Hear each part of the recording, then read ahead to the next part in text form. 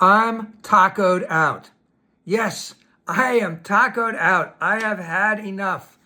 So many bad things are happening right now, but let's forget about the oil market, forget about the stock market. They want to play ha ha ha, things are going great, and people are manipulating those things right now.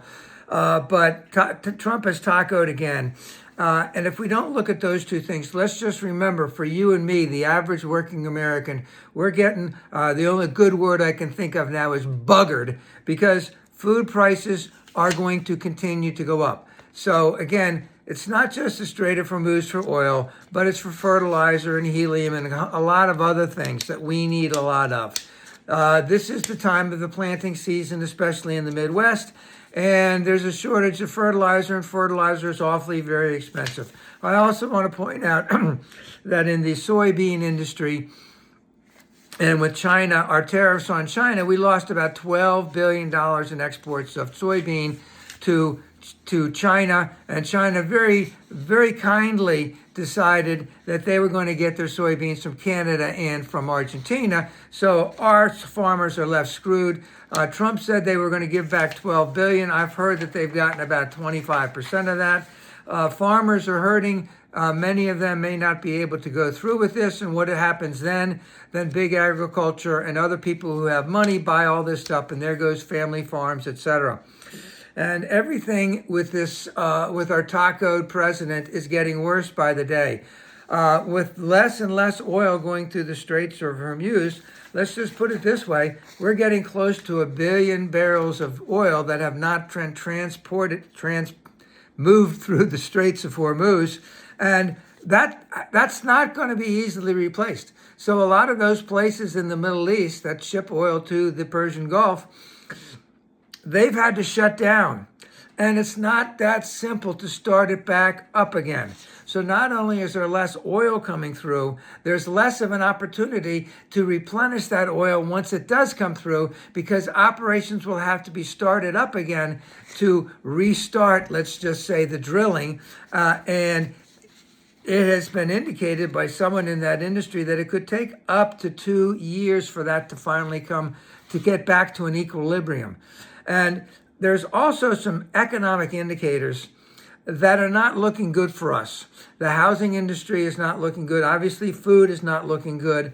We have a very skyrocketing debt, which is not looking good. I'd like to point out on the debt that in 2008, when we had the Great Recession, we got a lot of money from overseas investors because everyone trusted the full faith and currency of the United States Treasury to pay on everything. That was the place of last resort where you could park your money. That's not the case now. The United States will not be able to buy more debt as they have been. So again, with the housing that I just mentioned, food, housing prices are going to increase.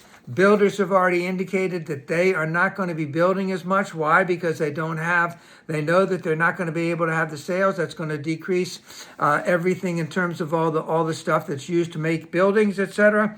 And again, I just want to point out that all of this is because of one man's and a whole cadre, let's just say at the most a couple thousand of those sycophants of Trump's who are all MAGA, let's just say, of a wet dream that they can tell the world what to do, when to do it, because we are white men and we are going to rule the world.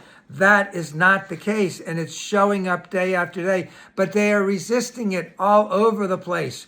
These are white men, very stubborn and very set in their ways, and you can see that with our tacoed president all over the place. All right, now, when he said he was going to basically continue the ceasefire, that basically meant until Iran is ready to come to the negotiating table. That's a taco of 2 weeks approximately. And Iran has given no indication that they want to do this. But what I'm trying to look at this and saying, that is continuing to hurt us day. And Trump knows that he does not have a way to get out of this. This 2-week plan is not going to work, because we're going to be in the same place in 2 weeks that we are right now, with food prices going up, with fertilizer going up, with oil prices going up, with a decrease in housing, with housing prices going up. I can't stand all this winning. How can this happen? This is America. And I'm saying again, as I end up, to my sisters and brothers on the conservative side, I know we did not vote for that. And I say we because collectively this man was elected. This is not what we want. This is not the America that we want. And remember all of the things that are going on underneath, especially with what is being continued to be done day in and day out to our sisters and brothers of Latino descent.